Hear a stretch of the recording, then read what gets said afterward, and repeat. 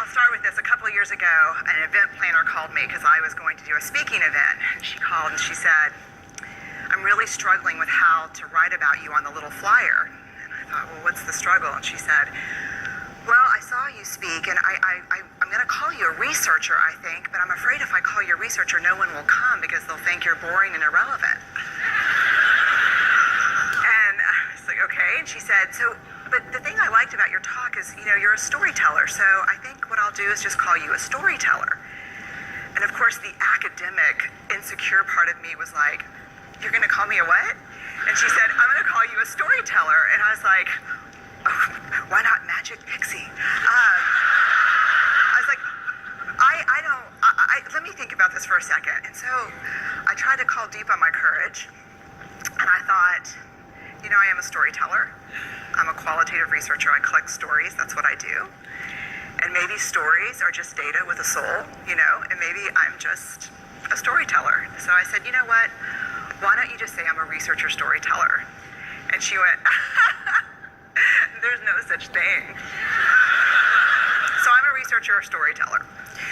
And I'm going to talk to you today. We're talking about expanding perception. And so I want to talk to you and tell some stories about a piece of my research that fundamentally expanded my perception and really actually changed the way that I live and love and work and parent.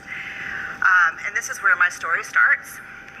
When I was a young researcher, doctoral student, my first year I had a research professor who said to us, here's the thing, if you cannot measure it, it does not exist. And I thought he was just sweet talking me. I was like, really? And he's like, absolutely. So you have to understand that I have a bachelor's in social work, a master's in social work, and I was getting my PhD in social work. So my entire academic career was surrounded by people who kind of believed in the life's messy, love it, and I'm more the life's messy, clean it up, organize it, and put it into a bento box.